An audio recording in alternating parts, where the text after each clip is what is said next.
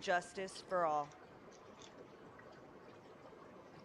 Thank you, Supervisor Horvath. You'll be presenting for both the prayer as well as the invocation. The invocation as well as the allegiance.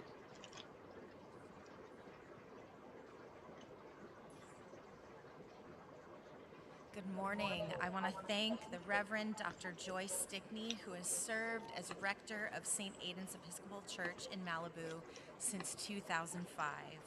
There, she leads a vibrant, justice-centered community rooted in love and inclusion. A native of Boston, Reverend Stickney grew up traveling internationally, which instilled in her a lifelong passion for global justice, equity, and spiritual connection across cultures. She holds a BA from Oberlin College, a Master of Divinity and Doctor of Ministry from Fuller Theological Seminary, and a Certificate of Advanced Studies from the Church Divinity School of the Pacific. Throughout her ministry, Reverend Stickney has been a bold advocate for LGBT inclusion, racial equity, and environmental stewardship.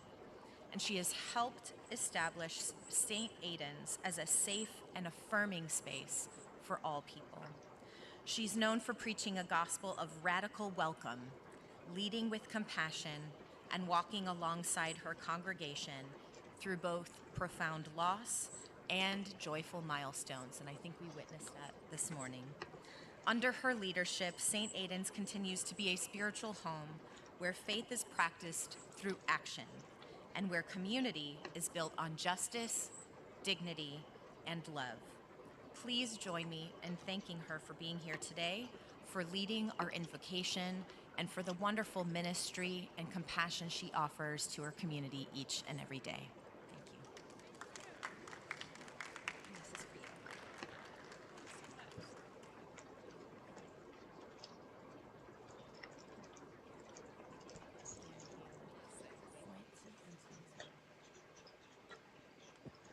Supervisor Horvath?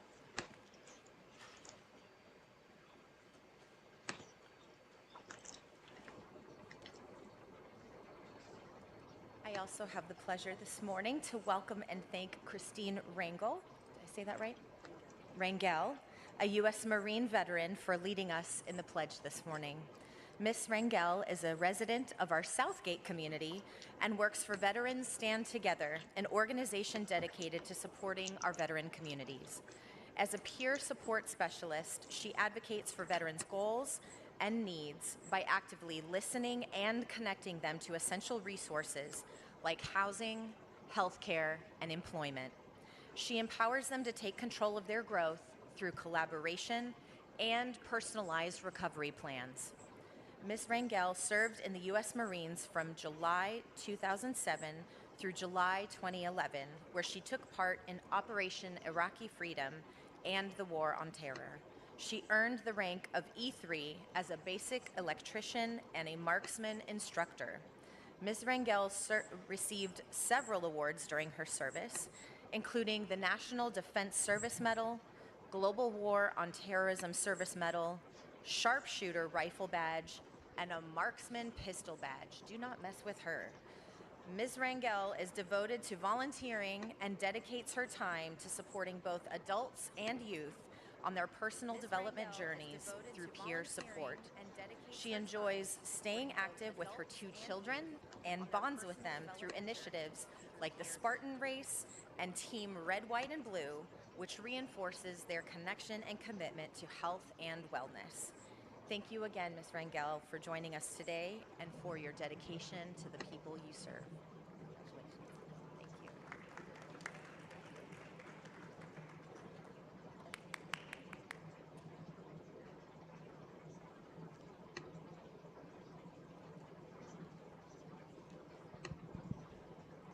And now I would love to introduce you to Iggy. Iggy is a 9-month-old terrier. Absolutely the sweetest dog. He is affectionate and would be the perfect companion. He's already knows how to sit, lay down, and stay. Although I don't know that he's going to do it today. Iggy was found up in, I think, the Antelope Valley and is now at the Agora shelter. and is looking for a forever home. Actually, Iggy was born in one of our shelters and was adopted, and then I guess got lost and was found, and the owner didn't want Iggy anymore. And so Iggy is up for adoption, and I have to tell you that I would take him in a heartbeat, but Iggy, sorry. If you'd like to bring Iggy home, call the Agora Center at 818-991-0071. One of the most loving dogs that we've had here at the board to date. Truly just a sweet, sweet dog. 818-991-0071. Looking for a forever home. Again, can sit, stay, and lay down. And I'd also like to direct your attention to the screen for our pet from Palmdale. This is Poncho, a 2-year-old German Shepherd mix. He is also incredibly sweet, friendly, and be thrilled to share his love with you. To adopt him, you can call the Palmdale Care Center at 661-575-2888. And we also have a few great promotions going on at our care centers to share. Through May 10th, Animal Care and Control has waived adoption fees for dogs that weigh 35 pounds or more. That would include Iggy. With large dogs, they really do need a little more love. If cats are more your style, there's also a promo for you. In honor of Cinco de Mayo yesterday, adoption fees are reduced for cats through May 10th. Celebrate Cinco de Meow with your new Fury friend. So with that, Iggy, Pep. Yep, I think Iggy's calling your name. I know.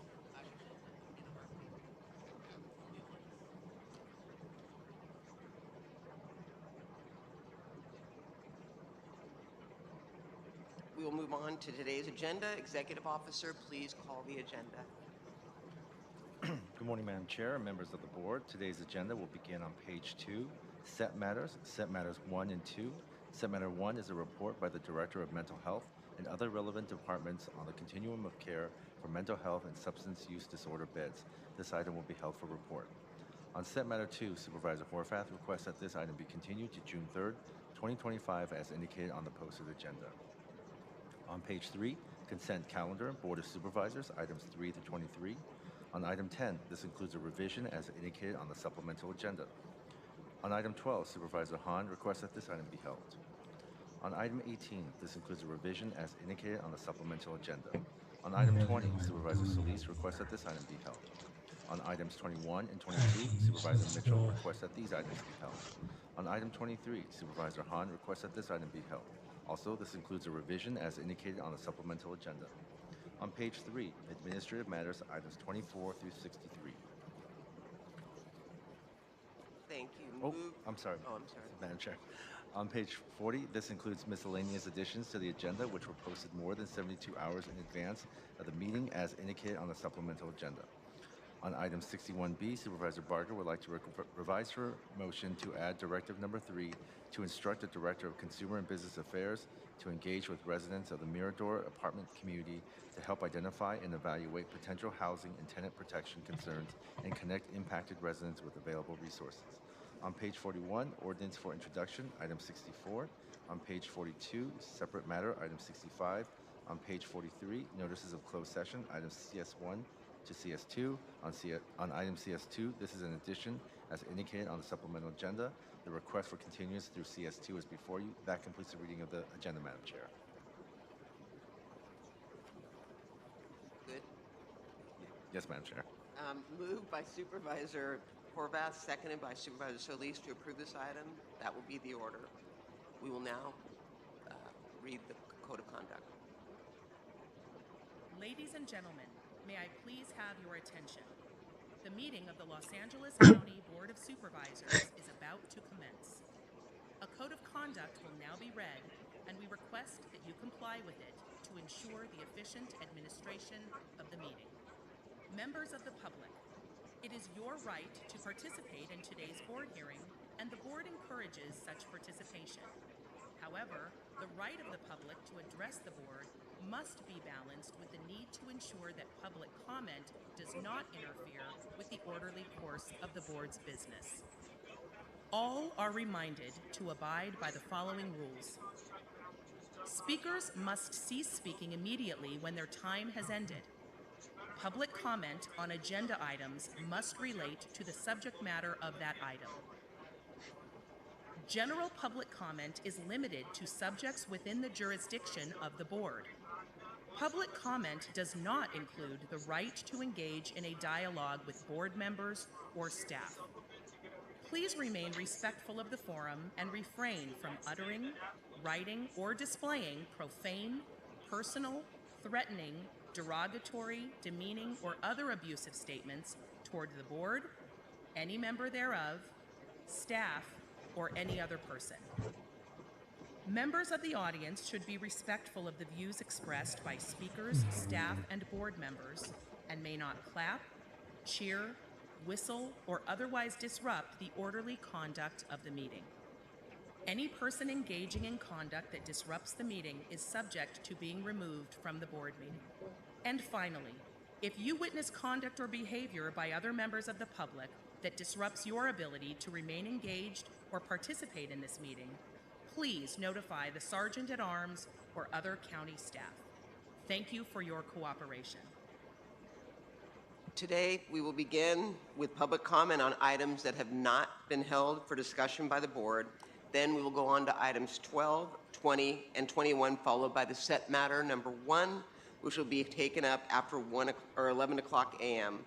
And then we will complete with items 22 and 23, finishing with general public comment. Before we begin, Executive Officer, please read the call-in information that was also provided on the agenda and also explain the speaking rules. For members of the public wishing to participate remotely, as indicated on the agenda, please call 877-226-8163 and use participant code number 1336503. Members of the public participating remotely and in the boardroom, you will have the opportunity to address the board throughout the meeting. You will receive 1 minute for one item and up to 2 minutes for 2 or more items not held by the board. 1 minute to address the board on items held by supervisors, and 1 minute to address the board on general public comment, for a total of 6 minutes for this meeting. Please state your name and clearly indicate the agenda item numbers you will be addressing. Please note, once your time has expired, we will immediately move to the next speaker. Please monitor your time and the items you are signing up for, as your name will not be called once your time has elapsed. For members of the public joining us remotely, when the board moves to the items you wish to address, promptly press 1, then 0 to be moved from the listening queue to the speaking queue. Remember to turn down the volume on your device as soon as the moderator calls on you, or there will be an echo. You will need to press 1, then 0 for each item you would like to speak on. To ensure we hear from both in-person and telephonic speakers, we will alternate between the 2 speaking queues. Members of the public who are in attendance, when you hear or see your name displayed on the screen, please come down to the front of the boardroom and staff will assist you. Please do not approach the podium until directed to do so. We will now hear from members of the public wishing to address the board on all items not held for discussion by supervisors, including closed session matters. For members of the public on the telephone, please press 1, then 0 now to comment on these items. You must indicate the agenda item numbers that you wish to address in order for us to allocate the appropriate amount of time. We will now call in-person speakers, and while they are coming forward, we will take telephonic speakers. This will be public comment on all items, with the exception of set matter 1 and items 12, 20, 21, 22, and 23. These items will be taken up later for discussion. Will Alan Shea please come forward and staff will assist you? Moderator, may we have the first remote speaker, please?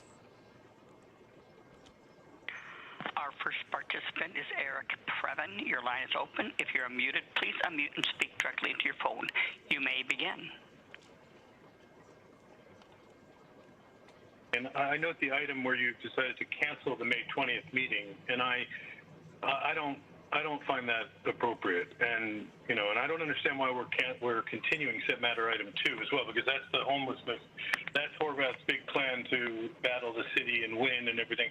I don't know. I'm not happy about that. Let's say one thing about May. May is clearly Awareness Month, because we have got food insecurity, mental health. We're doing strokes.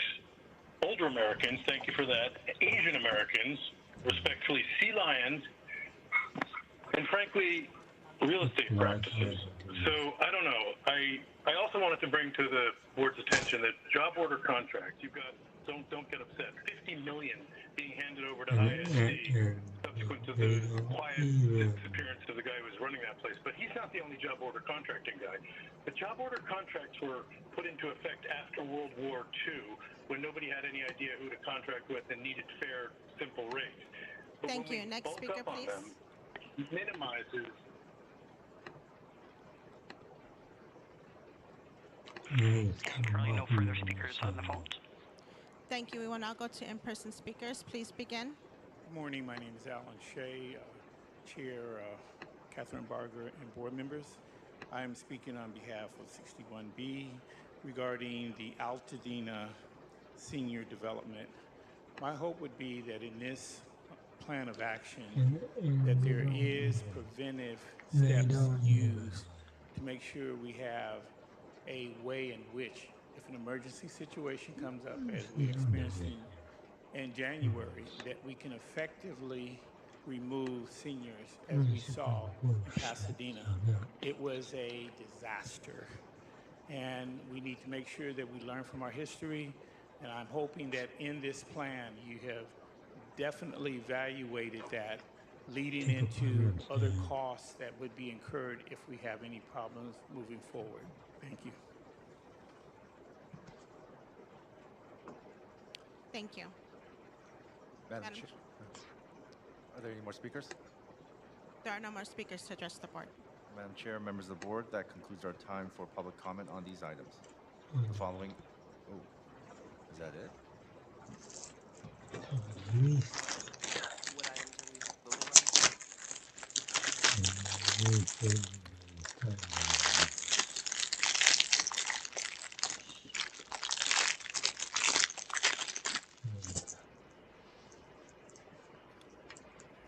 It's coming right up, Madam Chair.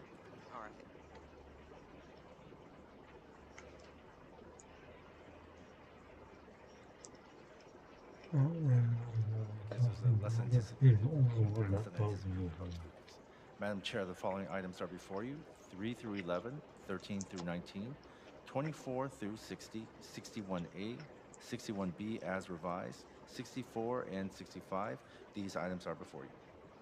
Thank you. Moved by Supervisor Mitchell, and I will second to approve these items with the exceptions noted by the Executive Officer. Executive Officer, please call the roll. Supervisor Solis? Aye. Supervisor Solis, aye. Supervisor Mitchell? Aye. Supervisor Mitchell, aye. Supervisor Horvath? Aye. Supervisor Horvath, aye. Supervisor Hahn? Aye. Supervisor Hahn, aye. Supervisor Barger? Aye. Supervisor Barger, aye. Motion carries 5-0. Thank you. We will now move on to item number 12, motion to proclaim May 2025 as Stroke Awareness Month. It was held by Supervisor Hahn. Thank you, Madam Chair. This motion today proclaims May 2025 as Stroke Awareness Month. And this is an issue, I think many of us have some personal stories, but many people would remember my father when he was kind of in his last term of office here as a county supervisor, suffered a stroke. And we were obviously lucky he survived, but unfortunately he was, disabled the rest of his life. He was paralyzed on the left side. He was confined to a wheelchair. And I think they had to build a ramp up to the dais for him to continue. I mean, he was able to continue to do the work that he loved, but it was unfortunate that the debilitating effects of that stroke is what really changed his life, and certainly my mom and our whole family. And this medical emergency, I know, affected our family, but it affects so many families. Every 40 seconds, someone in the United States has a stroke. Worldwide heart disease is the #1 cause of death, with stroke following right after. And having a stroke is the top contributor to long-term disability. And so by proclaiming May as Stroke Awareness Month, it's my hope that we can continue to spread the word about the signs and symptoms of a potential stroke so that people know what to look for and respond quickly. I think People know by now that the test is FAST, F-A-S-T, F, your face. When smiling, is one side drooping? A, arms. When raising both arms, does one droop down? S, speech. When speaking a simple phrase, is it slurred or difficult to understand? And T, time. If experiencing any of these systems, call 911 immediately. And when it comes to a stroke, seconds matter, minutes matter. And that is why I think as LA County, I'm so proud of us that we've been able to provide funding and support for the Mobile Stroke Unit, which is a partnership with UCLA and the County of Los Angeles. The Mobile Stroke Unit is like one step above a paramedic unit. It is a specially equipped ambulance that includes a mobile CT scanner, lab test, a telehealth connection with a vascular neurologist, everything paramedics need to diagnose and treat a stroke patient quickly before they get to the hospital. So it's the idea, like paramedics were when they started, you treat the patient in the field before they get to the hospital, which saves lives. Well, the mobile stroke unit will roll out to where a person is having a stroke. It could be at their home, it could be in a restaurant, it could be their office building. And there, with the mobile CAT scanner on board, they are able to determine whether the stroke is the bleeding kind or the blockage kind in the brain. And they're able to administer the kind of drugs that would stop either one before they even get to the hospital. It saves lives, but I think what's more importantly, and I think about my own dad, it's able to stop the debilitating consequence of a stroke, whether it's paralysis or the inability to speak.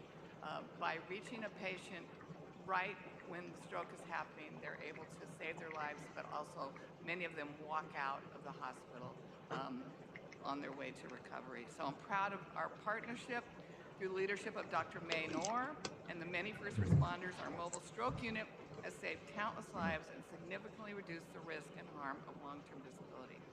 I'm happy to announce that later this month we will be expanding this program with two more mobile stroke units for a total of 3 units to serve LA County. It's my wish someday that we would have enough mobile stroke units to cover the entire county of Los Angeles 24/7. I think we'll get there someday, but it is a matter of resources and funding. So it's a fitting way to mark May as Stroke Awareness Month, and I'm grateful to know that these additional mobile stroke units will save even more lives. Thank you, Madam Chair. Supervisor Solis? Yes, thank you, Supervisor Hahn. I think this is a very timely motion, and I know that stroke victims come from all walks of life, and they are disproportionately targeting, or maybe targeting isn't the best word, but impact those communities like the Latino community, the Native American community, Alaskan Native American, African American, and of course the Pacific Islander individuals. And we know that a lot of that is due to social determinants of health. Sometimes we don't even know what the signs are. I just want to share a story too. My father had a stroke. We didn't realize at the time that he experienced a stroke. And good thing that my husband Sam ran in the house. We were on our way to go to an event to see Hillary Clinton. I'll never forget this. And he ran in the house and got an aspirin and some water for my dad. Later on that day, and the next day he didn't feel well. We took him to the hospital and they said that he had a mild stroke. And from there on, he went, poor thing went downhill. But I'll never forget that, because if we know what to look for, the signs, I think we can personally in our families help to remediate and provide the kind of assistance that's needed and sensitivity. And we know we need it in our communities because we're not trained for this. And those are the signs that we need to look at. So thank you for bringing this forward. I hope that one day we will have more mobile units, just as we have paramedic units, because they're also lifesavers. So thank you so much for bringing attention to this. Thank you, Madam Chair. Thank you, Supervisor Horvath. Thank you, Madam Chair, and thank you to Supervisor Hahn for introducing this motion. With 80% of strokes being preventable, it is critical to raise awareness on steps everyone can take to reduce their risk and know what to do if you or someone else may be having a stroke. As has been highlighted, stroke is the number 3 cause of death in women and kills more women than men. And in fact, my grandmother, my mom's mom, died from a stroke, so this is personal to me. According to current data, 1 in 5 women will have a stroke. So eating well, monitoring your blood pressure, and staying active can make a big difference. As you mentioned, LA County has successfully partnered with UCLA on the mobile stroke units that are providing acute stroke care access across the county. So I thank you for your leadership and highlighting this important issue, and for the work that will continue to be done throughout Los Angeles County to empower all of those through awareness, through education, through resources, and health advocacy. Thank you. Thank you, Supervisor Mitchell.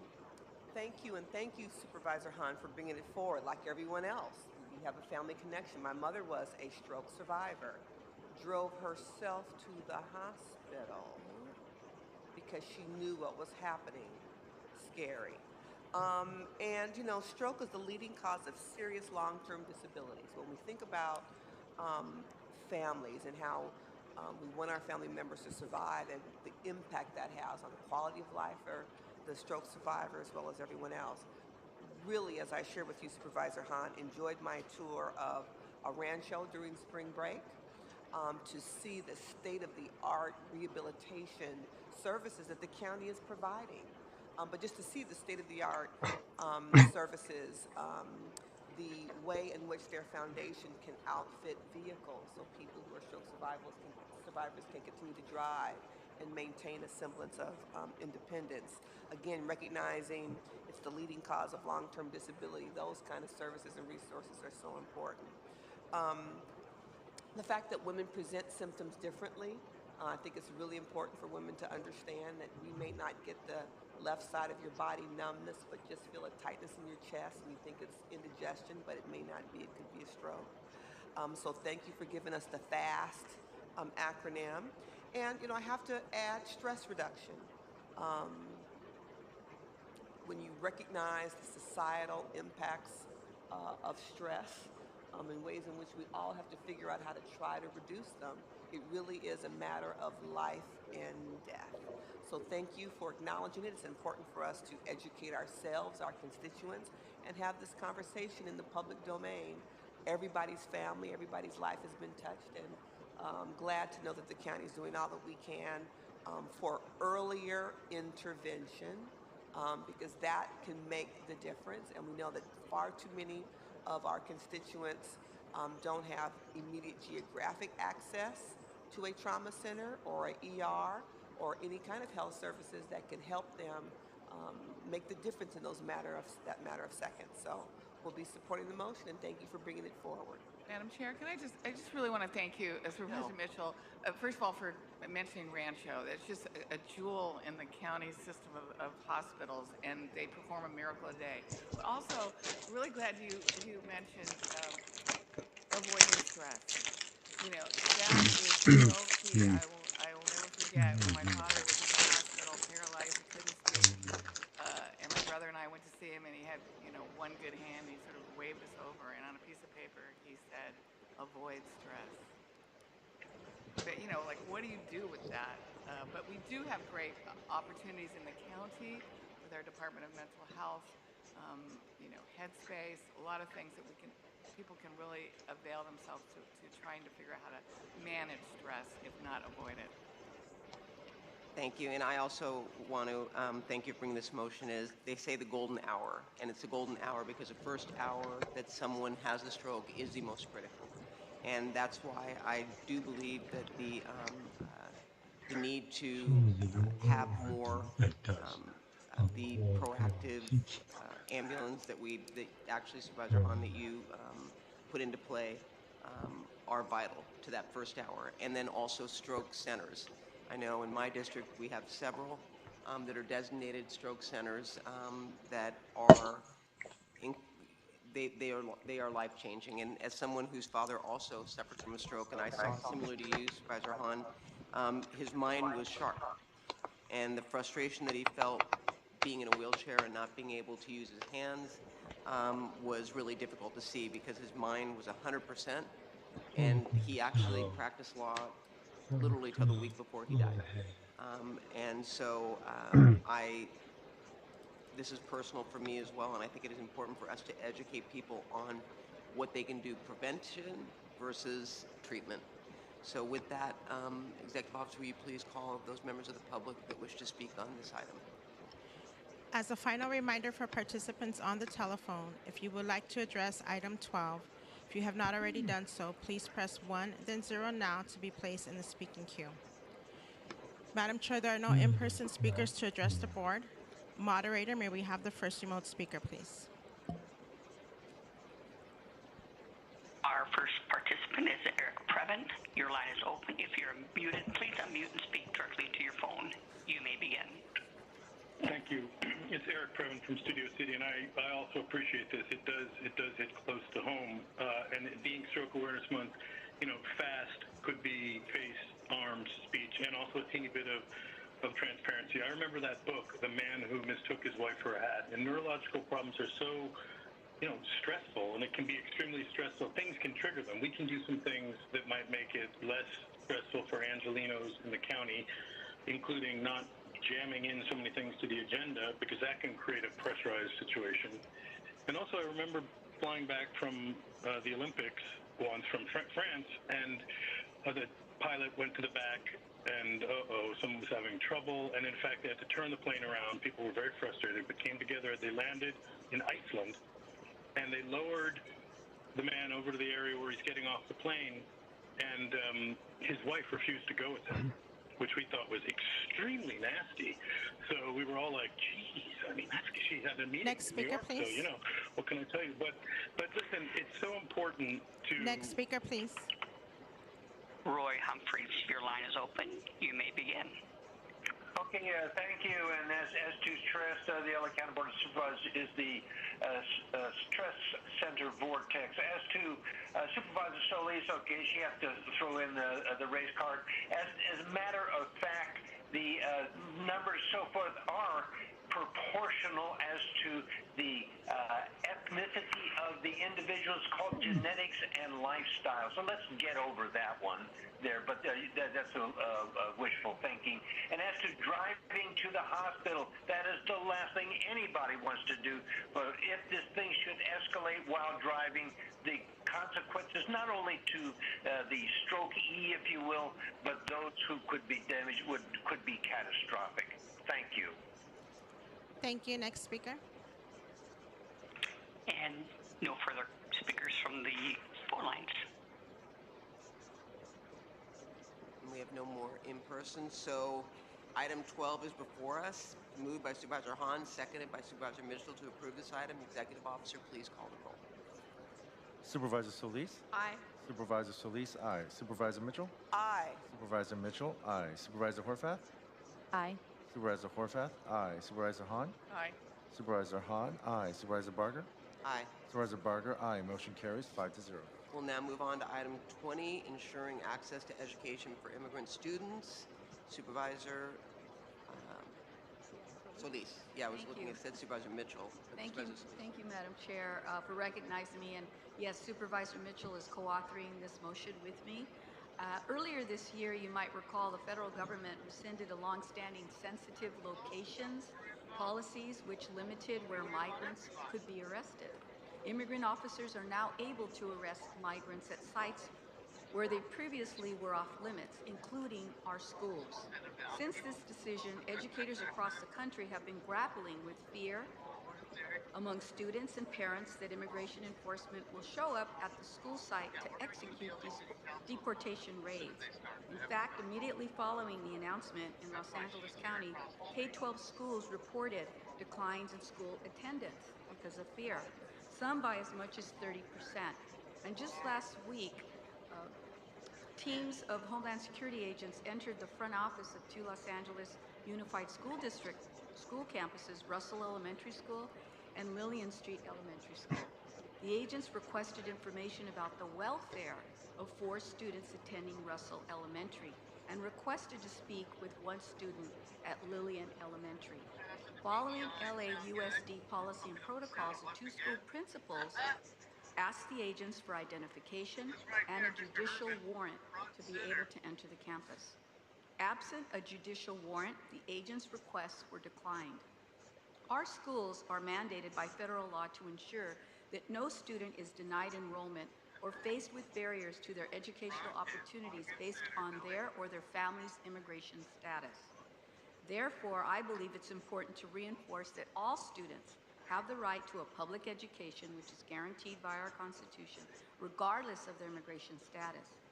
Given last week's incident, it's urgent that we act to ensure that our students and their families have the appropriate tools they need to protect themselves in case of immigration enforcement activities. The Los Angeles County Office of Education, LACO, has worked with many of our school districts across the county already to offer resources to immigrant students and their families.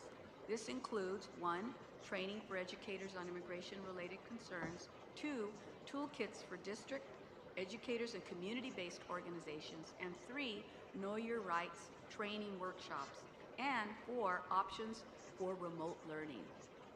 Despite these efforts, it's also not clear whether resources offered by LACO are being fully utilized or implemented evenly across all school districts, meaning that some students may not have access to alternative instruction depending on what school district they attend. With additional immigration action likely under the current federal administration in the immediate future, it's imperative that Los Angeles County stand by its commitment to provide education to all of our children, regardless of their immigration status, and to work with their families who have been deterred by changing federal policy from sending their children to school. And that is why, colleagues, I've introduced this effort before us, this motion, which requests the Superintendent of Los Angeles County Office of Education, LACO, in partnership with our Office of Immigrant Affairs here at the county, to determine which schools have adopted alternative instruction options, provided Know Your Rights presentation to both students, parents, and school staff, and offered mental health support services. It also requests that LACO report back to this board with a plan to ensure that all students have access to alternative learning options and Know Your Rights training regardless of what school district they attend. The motion also directs the Chief Executive Office, Legislative Affairs, and Intergovernmental Relations Branch to support legislation that would expand access to alternative instruction option for students deterred from attending school by federal immigration enforcement activities. Colleagues, I respectfully ask for your aye vote. Thank you. Supervisor Mitchell. Thank you very much, and thank you very much, Supervisor Solis. I think we need to be really clear about what happened April 7th. When ICE agents entered 2 elementary schools in the 2nd District, asked for children by name, claiming to be there to perform a welfare check, and furthermore, claiming to have authorization from their caretakers.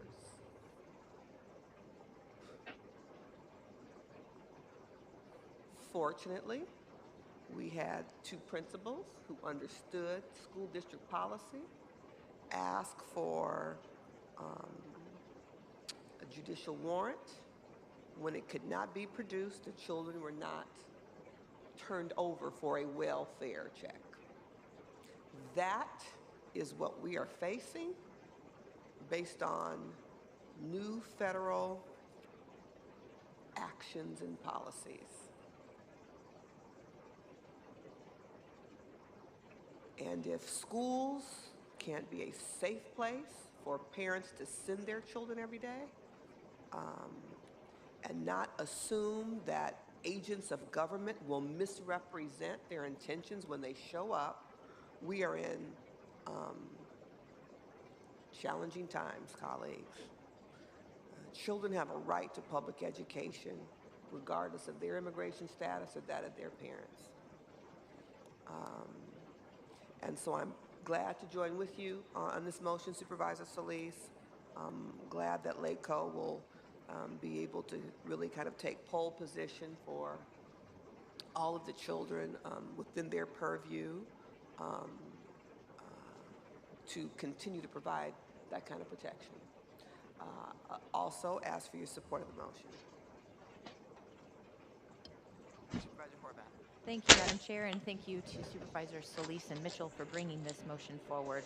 The most fundamental duty we have as a board and as a county is to keep our young people safe. What we saw last month at Russell Elementary and at Lillian Street Elementary was one of the worst fears we can have realized right here in Los Angeles County.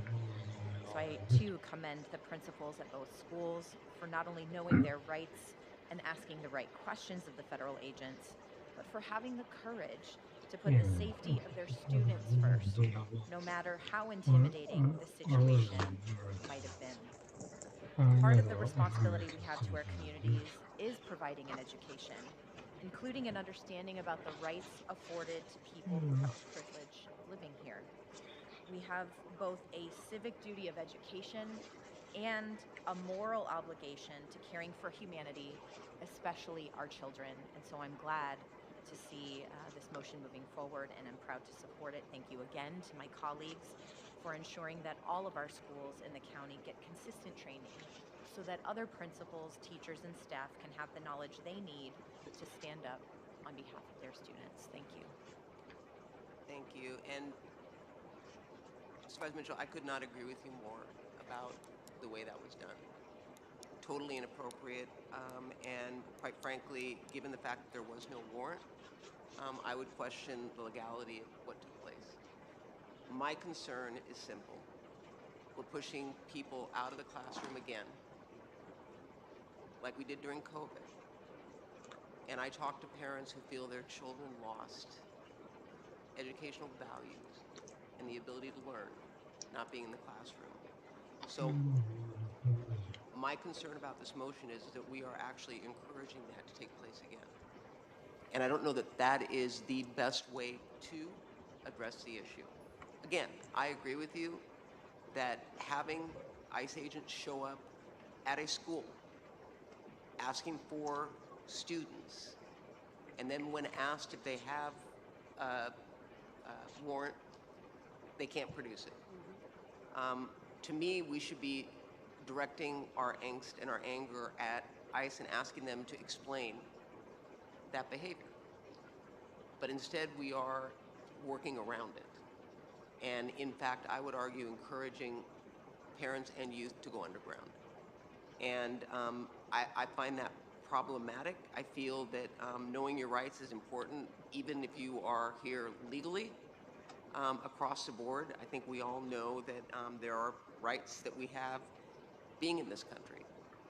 So it should be educating everybody about their rights versus singling out certain populations. So I have a problem with what we are encouraging school districts to do, especially since it's going to be an additional cost to schools as well, which, I mean, I hate to say it, but an unfunded mandate, if you will. And knowing that the federal government is watching, is that going to be something that is going to be directed in terms of the funding toward LAUSD or toward all school districts or toward LACO? I don't know.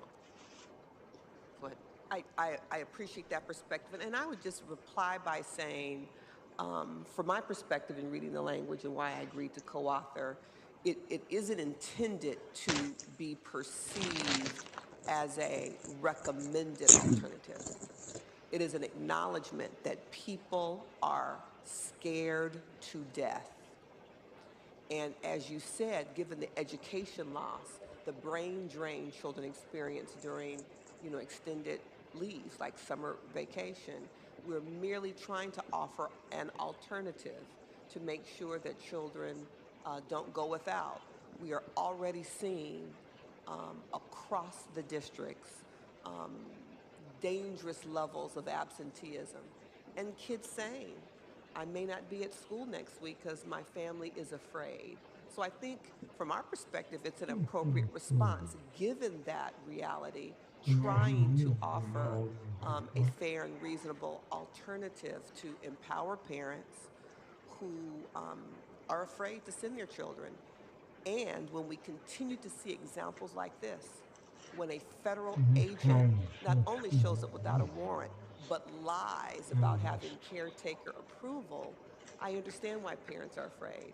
I think we and the districts and everyone is fighting the battle with regard to ICE, following policy to try to make sure that we've got sanctuary spaces where people can be free and feel safe. Until that is truly realized, I just think that this is a reasonable alternative to offer. So I don't know if you have the answer. Do you know if LAUSD drafted a letter from their lawyers to the agents regarding the fact that it's illegal for them to come on campus and misrepresent? I think they made a statement. The superintendent went on various occasions on the media, both English and Spanish, clarifying that they were protected and used and did everything in his power, along with the board, there of individuals that serve on that school board. I think that was the extent, but if you don't have a federal warrant, they were not going to be allowed in to that space. Yeah, and I saw his comment, and I actually agreed with his comment, but I guess my question is, from a legal standpoint, knowing that someone misrepresented the ability to come on campus, did LAUSD take legal action? And I know I'm looking to you, Don. I know you don't have the answer. You're not Yeah, the I do. lawyer. But I would question them not. Go ahead. I was going to say, I know.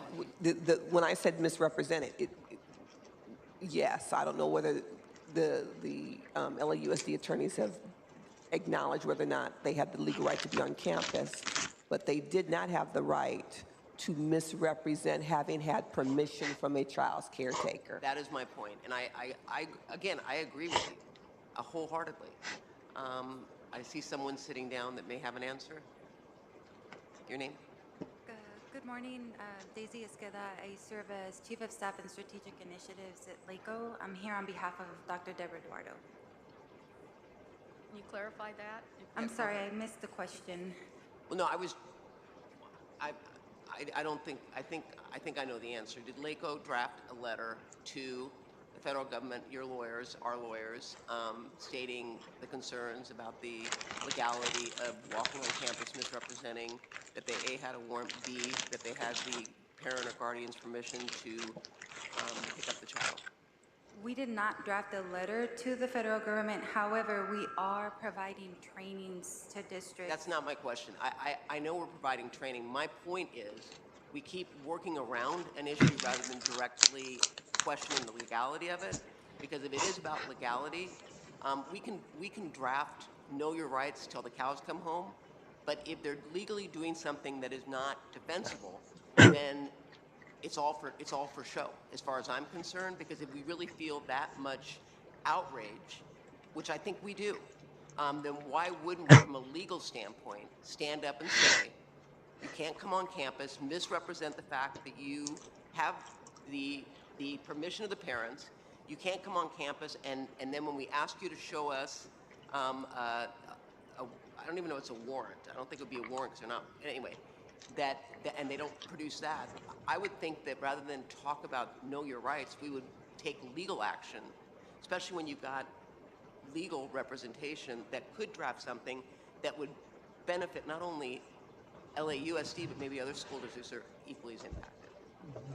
We have been working in a network. Our general counsel couldn't be here today, Viviana Andrade, but we have been working with networks of attorneys, including the Attorney General at the state level and a select number of school districts locally and throughout the state.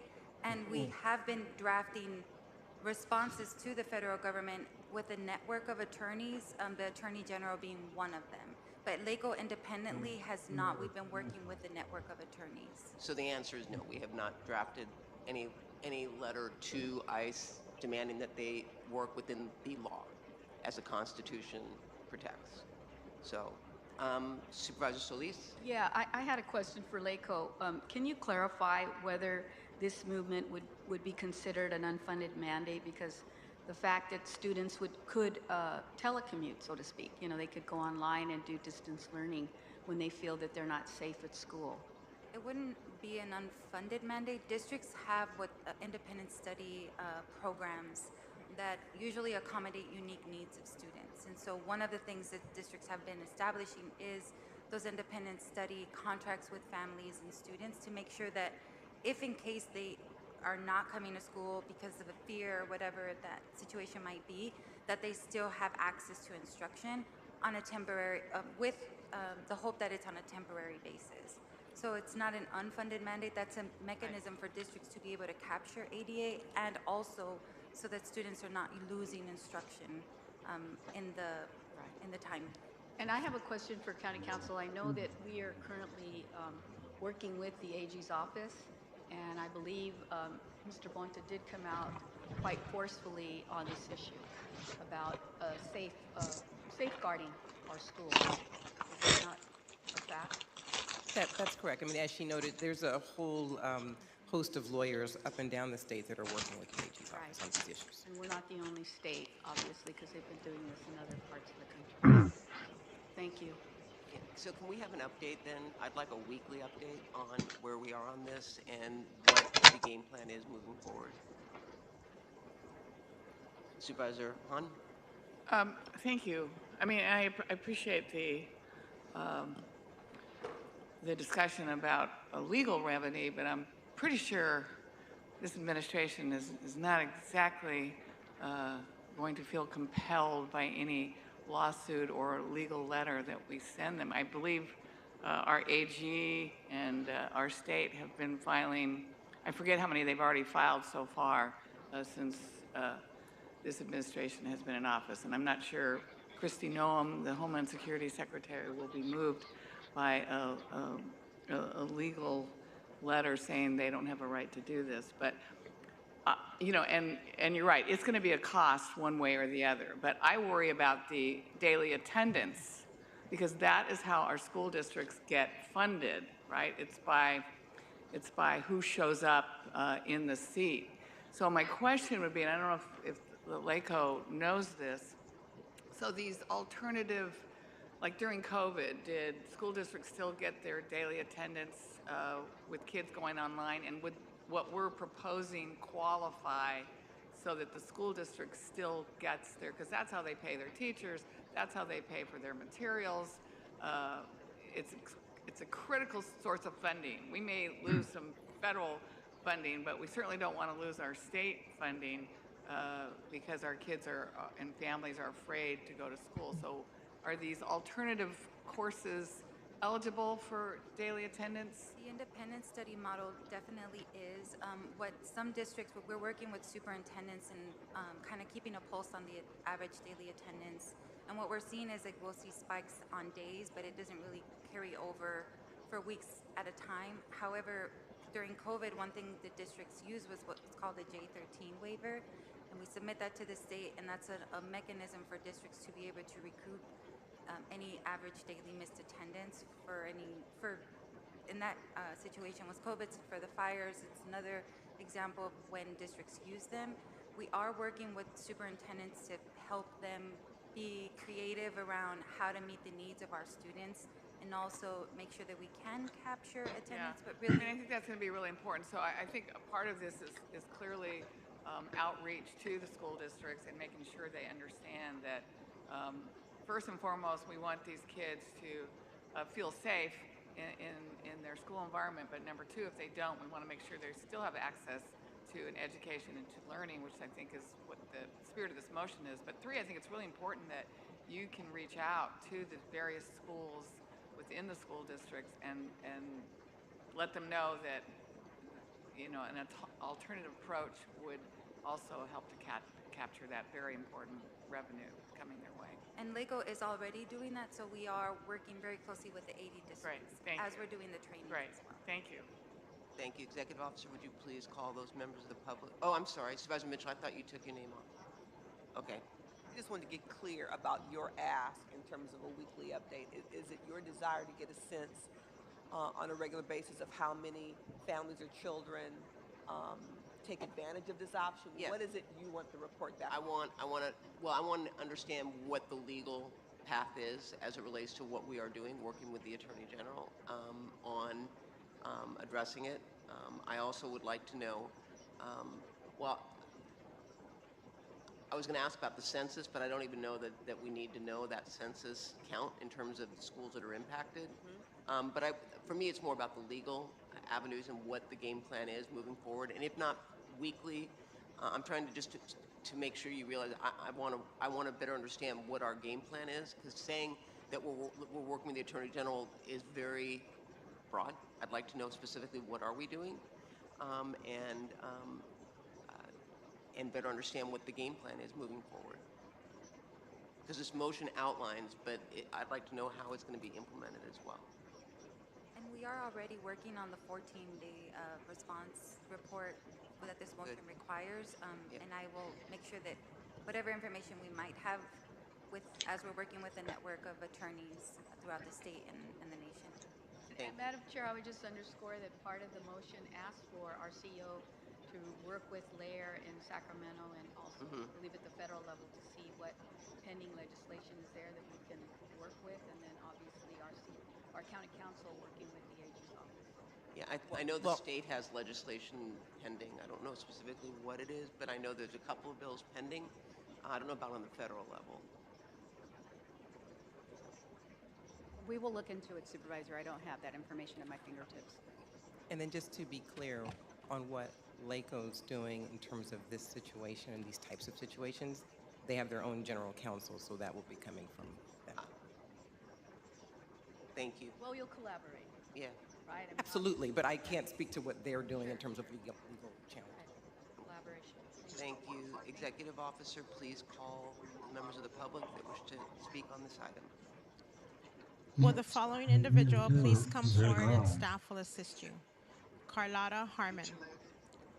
Moderator, may we have the first remote speaker, please? Jason Bautista, your line is open. You may begin.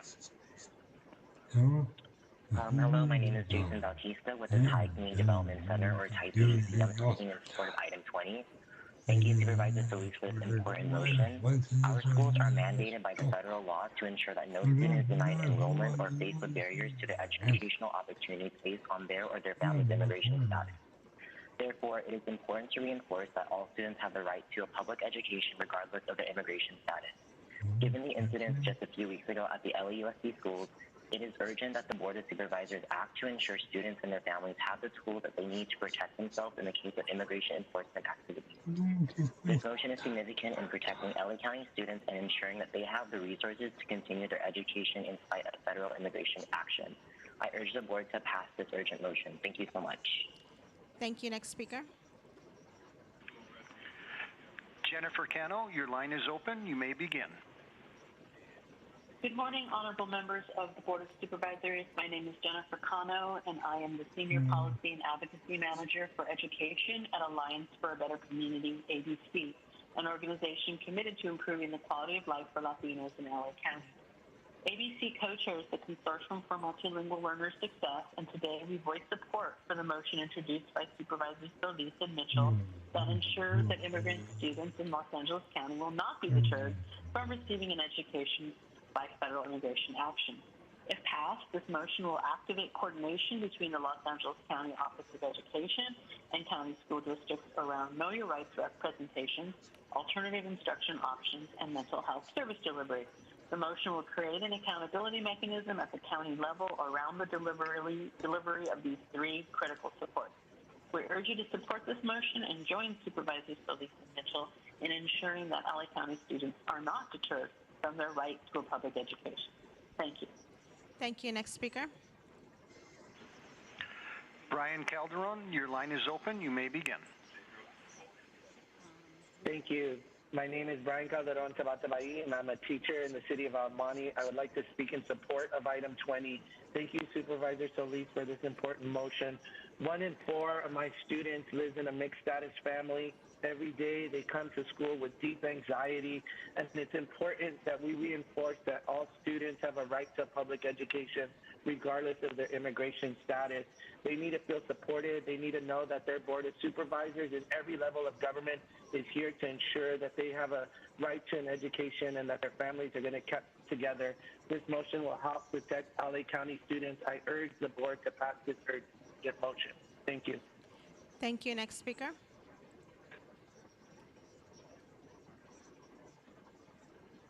Next speaker, please. Tayer Said, your line is open. You may begin.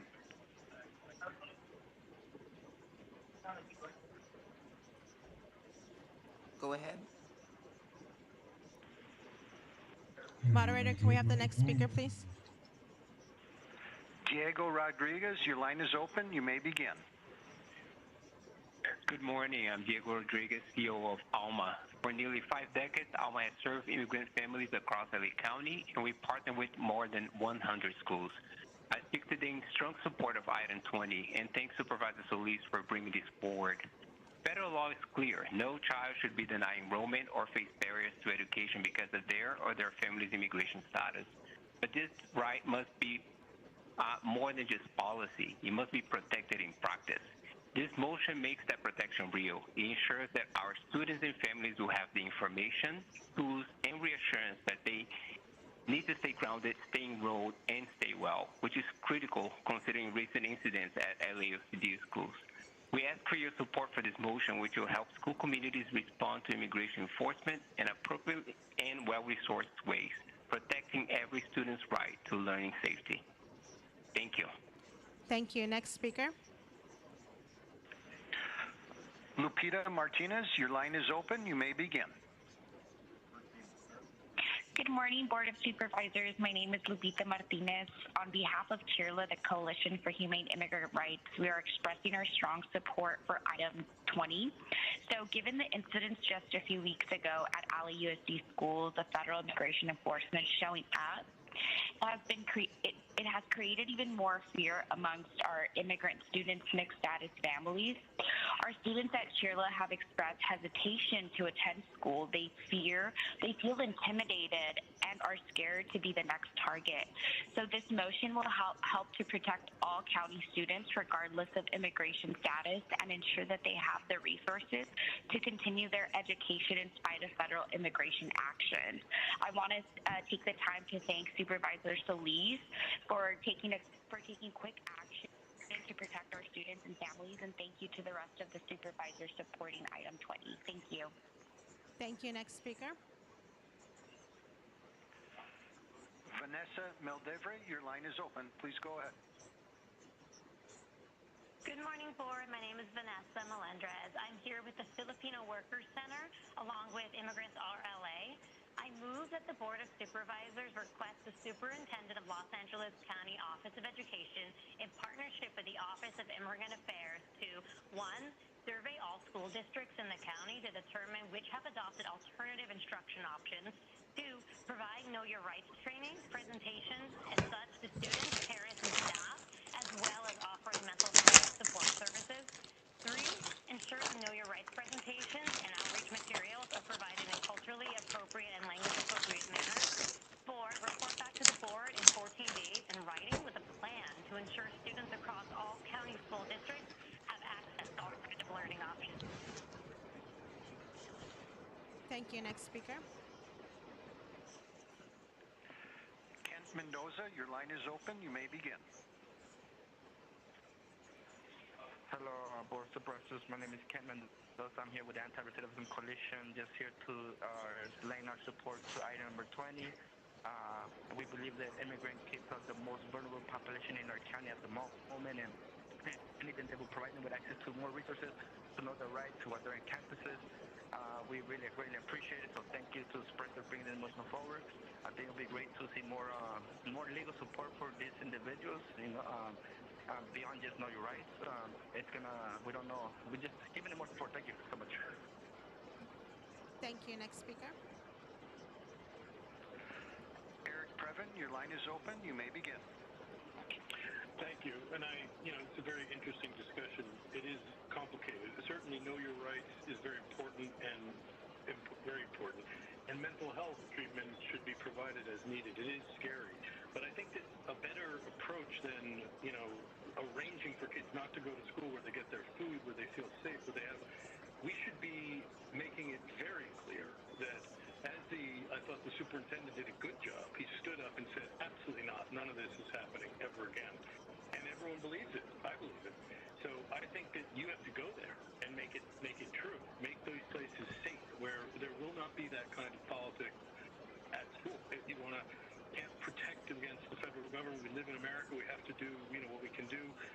inside the law. Of course, this is a sanctuary city, and we protect our people, but we cannot take them out of school. If we learn one thing from the frickin' pandemic, that destroys society. So, FYI. Thank you. Next speaker. Roy Humphreys, your line is open. You may begin. Thank you. What the Fed first did was wrong, abusive, and embarrassing. The Feds need to clean up their act. The state sanctuary is a crime. Supervisor Barger, please, this is in no way COVID. You are, as a child with the hand in the cookie jar. Supervisor Mitchell, we don't need the afraid to death theatrics. Sanctuary is, as stated, is a crime. Daily attendance fund for illegal is fraud and abuse. You are criminals by your own words. No Ali Ali oxen free. You created this monster. See you in Alcatraz. Thank you. Next speaker. Luis Lazaro, your line is open. You may begin. Hello, my name is Luis. I am here representing Anti-Recidivism Coalition. First of all, I want to thank the Board of Supervisors for presenting this motion. This motion is going to provide support to youth students like myself, as not everyone is on a bad path. They just don't got access to opportunities to stay on the right path. I'm 22. I know this applies to youth, but just want to speak on their behalf. It's important. I got ARC, but kids in school don't have that, so this motion is important. Immigrant youth are the most vulnerable, and LA County must stand behind them. Thank you. Thank you. Next speaker. Maya Will, your line is open. You may begin.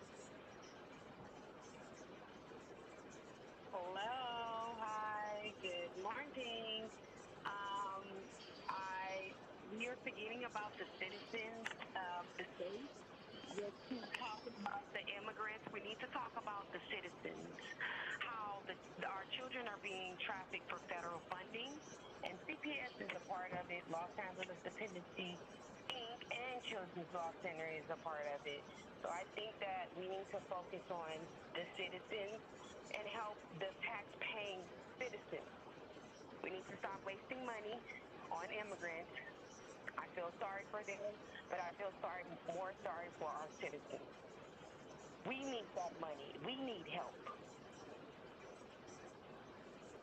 We need help. What are you guys going to do? There's all these services for these immigrants, but what about the citizens, the taxpayers? I'm tired of this, supervisors. Your time is up. Thank you. Next speaker. Madam Chair, there are no other remote speakers in the queue to address the board. Thank you. We'll now go to in-person speakers. Please begin. Good morning. My name is Carlotta Jarman. It's very hard division as far as people are concerned or the issue. It's all one thing, and we come here and utilize the time when all of us need the same thing. All of the kids, I feel that same way about housing that the kids feel about, you parents feel about the kids from immigration in the classroom being fearful. I'm fearful today too to speak on some of the issues that I'm speaking on. Thank you. Madam Chair, there are no other in-person speakers to address the board. All right. The motion is before us, moved by Supervisor Solis, seconded by Supervisor Mitchell to approve the item. Executive Officer, please call the roll. Supervisor Solis? Aye. Supervisor Solis, aye. Supervisor Mitchell? Aye. Supervisor Mitchell, aye. Supervisor Horvath? Aye. Supervisor Horvath, aye. Supervisor Hahn? Aye. Supervisor Hahn, aye. Supervisor Barger? Abstain. Supervisor Barger abstains. Motion carries 4-0 with one abstention. We'll now move on to item 21, ensuring transparency and accountability of Care First funding. That was held by Supervisor Mitchell. Yes, thank you very much, Madam Chair. Before you colleagues is a motion that seeks to provide regular reporting, clear spending plans, and timely implementation of projects and programs granted CFCI funding. It also aligns the requirements of county departments to those of community-based organizations. Our county and this board adopted a Care First Jails Last vision, and we have a responsibility to ensure that it's not just something that we say, but that it's reflected in our actions and how and where we invest dollars. The passage of Measure J was a clear message. The majority of the public wanted a shift from focus and investment in carceral punishment, and rather invested in healing, prevention, and economic opportunity. Measure J is not and is not just a policy that we can modify or not adhere to. It's the law that was approved by voters and affirmed by the courts. So we're required to, by law, and as it reads in our county code, to set aside a baseline minimum threshold of at least 10% of the county's locally generated unrestricted revenues in the general fund, as determined annually through the budget process or as otherwise set forth in the county code of regulations, to be allocated on an annual basis after input from, among others, the public and county departments at a public meeting or following the primary purposes. Direct community investment, which is defined as community-based youth development programs, job training and jobs for low-income residents, focusing on jobs that support the implementation of the Alternatives to Incarceration Work Group recommendations, access to capital for small minority-owned businesses, rental assistance, housing vouchers, and accompanying supportive services for those at risk of losing their housing or without stable housing, capital funding for transitional housing, affordable housing, supportive housing, and restorative care villages with a priority for shovel-ready projects, and alternatives to incarceration, which includes community-based restorative justice programs, pretrial non-custody services and treatment, community-based health services, health promotion, counseling, wellness and prevention programs, non-custodial diversion and reentry programs, including housing and services. I wanted to remind us all about all of those elements that have already been agreed to. So now more than ever, as we are in a place and time when we are being challenged on our values and our commitments to being an anti-racist county, prioritizing Care First, Jails Last is important. With the impact of Prop 36 on our jail population and the impact of federal cuts to many organizations providing rehabilitative and supportive care, investment in care is critical. We can't afford to cannibalize funds that are seeking to address these issues.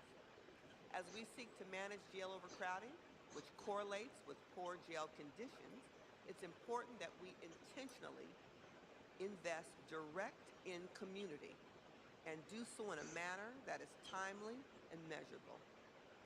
This board took a bold step to develop a process for direct community investment in CFCI. We created a community-county collaborative body to develop spending plans to help identify community-based organizations and county departments that could provide direct investments into community to further expand and enhance alternatives. However, as we have heard during public comment at our recent budget hearings and many times prior, there are concerns from the community about how these funds are spent or not and the actual impact of the dollars on community. It was deeply concerning to learn that over $325 million in CFCI funding went unspent after at least 1 year of allocation. And this number does include the encumbered dollars, but even with the removal of those committed dollars, there still remains about $218 million that went unspent over multiple years. While I recognize that there are some contracting and procedural barriers that may slow down the ability for county departments to get dollars out the door, which I hope that we will ultimately also correct for, it's important that we don't lose sight of what's at stake. We must have a clear process for reallocating unspent funds to programs that are ready to serve to ensure that we are maximizing the impact of every dollar. Every dollar that sits unspent represents a service not delivered, a youth program not launched, and housing or substance abuse support not provided. And the truth is, our communities cannot afford to wait. There are families facing housing insecurity, individuals reentering our communities that need pathways forward, and pretrial support is desperately needed. This motion allows for stronger transparency and accountability for CFCI funding because transparency is what the public expects of us. It ensures that we can celebrate what's working and address what is not early and openly. So my team has been working with the CEO's office on language that addresses some of the concerns raised around data being unavailable for existing contracts and the information needed to do so, and speaks to the importance of codifying our commitment to Measure J.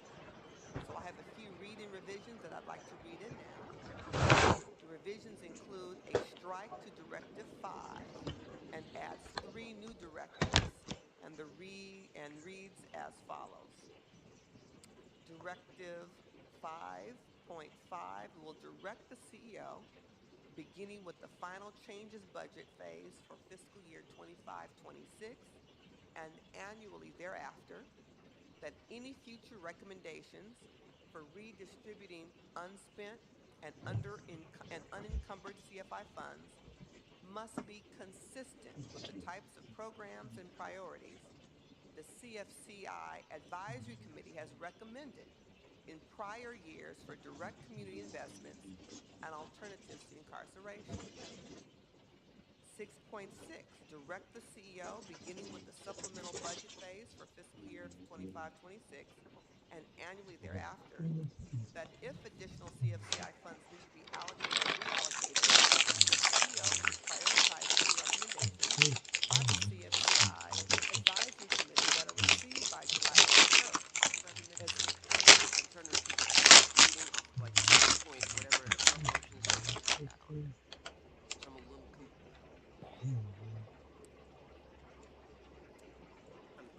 no, I thought they gave me the revised one. Sorry, go ahead. I want to make sure everybody has it before I keep going. You have it? It's okay. Nope, it's all right. Grid 6. All right. Let's go back here. Again, 6.6, direct the CEO, beginning with the supplemental budget phase for fiscal year 25-26 and annually thereafter, that if additional CFCI funds need to be allocated or reallocated, the CEO should prioritize any recommendations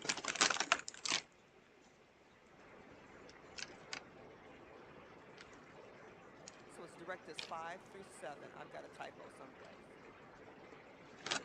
Let me look at what you're looking at.